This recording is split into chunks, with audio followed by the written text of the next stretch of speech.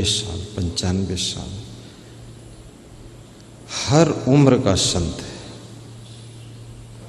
बुजुर्ग भी हैं, नवयुवक भी हैं, थोड़ा बालपन वाले भी हैं, थोड़ा सा प्रौढ़ भी हैं, और सभी संत कर्मठ भी हैं।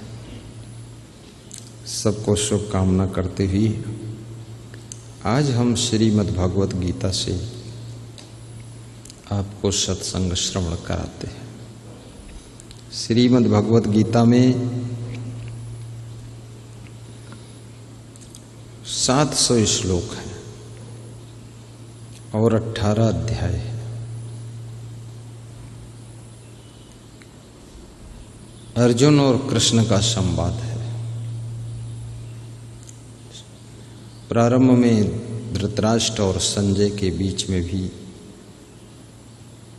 कुछ देर के लिए संवाद हुआ है। उसके पश्चात श्रीमद् भगवत गीता श्री कृष्ण और अर्जुन के संवाद से ओतप्रोत है। कुरुक्षेत्र का मैदान है जो कि भारत देश में हरियाणा प्रदेश में है। और ऐसा मैंने सुना है, कुरुक्षेत्र के मैदान में जब अर्जुन को मोह आ गया था कौरवों को देखकर, उस समय श्री कृष्ण भगवान ने गीता सुनाया था और उस गीता को सुनकर के अर्जुन का मोह भंग हुआ था। आज भी वहां आप जाइए, 150 लोग वहां बैठकर गीता सुन रहे हैं। किसी ब्राह्मण के द्वारा, किसी पुजारी के द्वारा, किसी साधु के द्वारा गीता लोग वहां सुनते हैं। अर्जुन जैसा भाव बनाकर श्रोता बन जाते हैं और कृष्ण जैसे रूप का दर्शन करके किसी पंडित पुजारी के द्वारा सुनते हैं। मन में इच्छा यही है कि मेरा भी मोह भंग हो,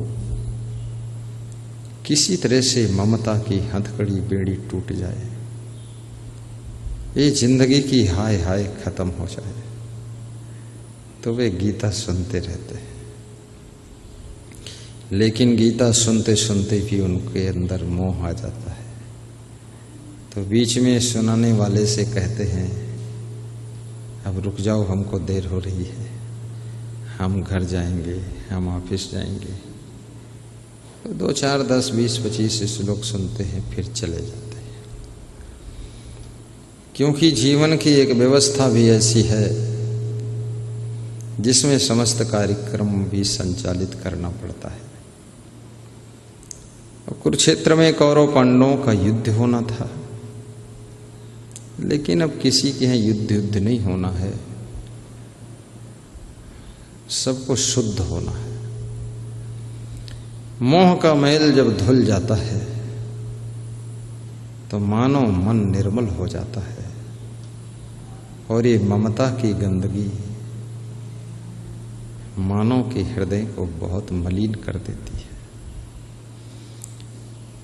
और मोह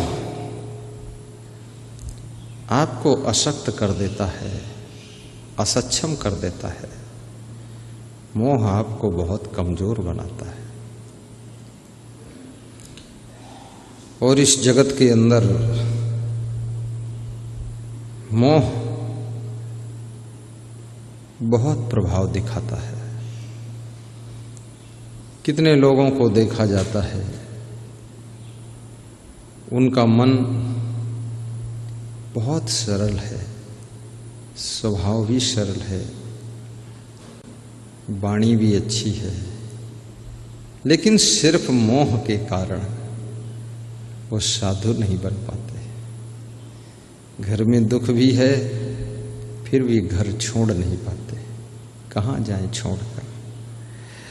और कभी कदाचित चले भी गए तो वहां एकांत में बैठकर चुपके चुपके रोते रहते हैं, याद करते रहते हैं मोबाइल लगाते रहते हैं, बात करते रहते हैं।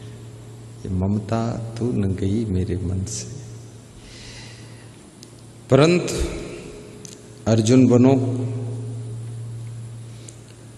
और गुरु के ज्ञान को कृष्ण का ज्ञान समझो और मोह को जीतो। और जीवन के महाभारत में बुराइयों का दल ही कौरव दल है, अभिमान ही दुर्योधन है, अज्ञान ही धृतराष्ट्र है। और इनको जीतने के लिए किसी कृष्ण जैसे सद्गुरु की आवश्यकता है। जब कोई ऐसा सद्गुरु आपको मिलेगा जो कदम कदम पर आपको ज्ञान प्रदान करे, आपको संभाल ले। हम गुरु के पास में इसीलिए रहते हैं कि जब हम लड़खड़ाते हैं गुरु हमें संभाल लेता है और गुरु ज्ञान दे देता है। गुरु के ज्ञान से सहन शक्ति भी बढ़ती है, बहुत विवेक आ जाता है। जो लोग बिल्कुल गम नहीं खा पाते थे वे पूरा मन को मार लेते हैं। जो लोग मोह के जाल में फंस करके एक दिन भी घर नहीं छोड़ पाते थे, अब वर्षों अपने घर का मोह छोड़कर गुरु के पास में रहते हैं। हमारे गुरुदेव के कुछ ऐसे भक्त हैं जिनका मन है कभी गुरुदेव का ठीक आश्रम कहीं बन जाए और भक्तों के लिए भी पास में कोई कुटिया उटिया बने, तो जब तक गुरु जी वहाँ रहें तो मैं भी परिवार के साथ वहीं रहूं, रूखा सूखा खाऊं और एक ऋषि मुनियों जैसी जिंदगी जीऊं और पवित्रता के साथ सुबह शाम गुरु का दर्शन कर लूं, उनके पास बैठूं। बहुत देख लिया संसार, बहुत भोग लिया संसार, बहुत दुख उठा लिया संसार में। अब मन शांति की ओर जाना चाहता है, सबसे अलग हट के रहना चाहता है। लेकिन ये कोई गुरुदेव की असीम कृपा होगी तभी आप मोह को जीत सकोगे। मोह को जीतना कोई आसान बात नहीं है, बहुत बड़ी बात है। बड़े बड़े सुभट सुखाई पछरवा, लोह जंजीर न रसरी बंधन, बड़े बड़े सुभट सुखाई पछरवा। सदगुरु विशाल देव भारत देश में उत्तर प्रदेश में बाराबंकी जिले में एक महान संत हुए। तो वे कहते हैं कि लोहे की जंजीर का बंधन नहीं है, न रस्सी का बंधन है, लेकिन फिर भी ये मोह का बंधन। बड़े बड़े सुभट माने योद्धा पछाड़ा खा जाते हैं और इसको तोड़ नहीं पाते, बहुत ताकत लगाते हैं। जैसे रावण जनकपुर में शिव जी के धनुष को तोड़ने के लिए बहुत ताकत लगाता था, दांत भी पीसता था, मुंह भी ऐंठता था, हाथ भी खींचता था, वो धनुष नहीं टूटता था। ऐसे ये मोह ममता का धनुष है, इसको राम बनकर ही तोड़ सकते हो। इस मोह के धनुष को रावण बनकर नहीं तोड़ सकते हो।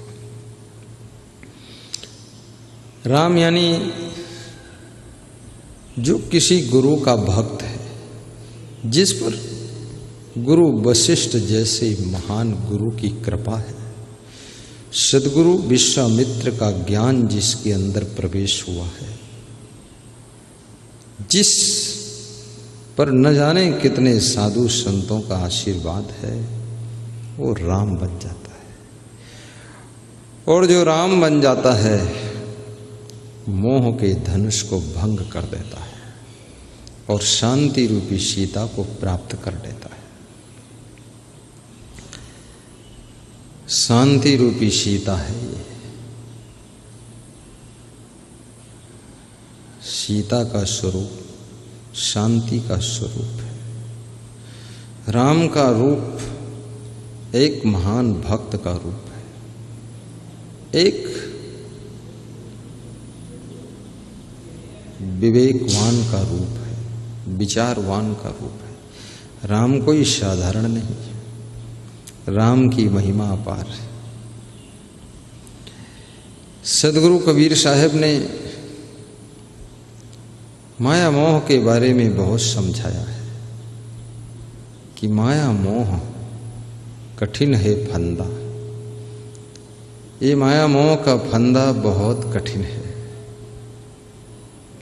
ये साधारण फंदा नहीं है। इस माया मोह के फंदे में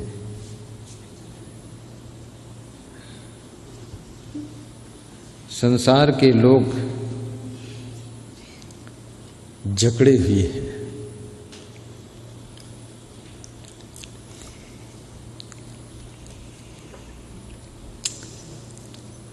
और इस माया मोह का रिश्ता शिक्षित और अशिक्षित से भी नहीं,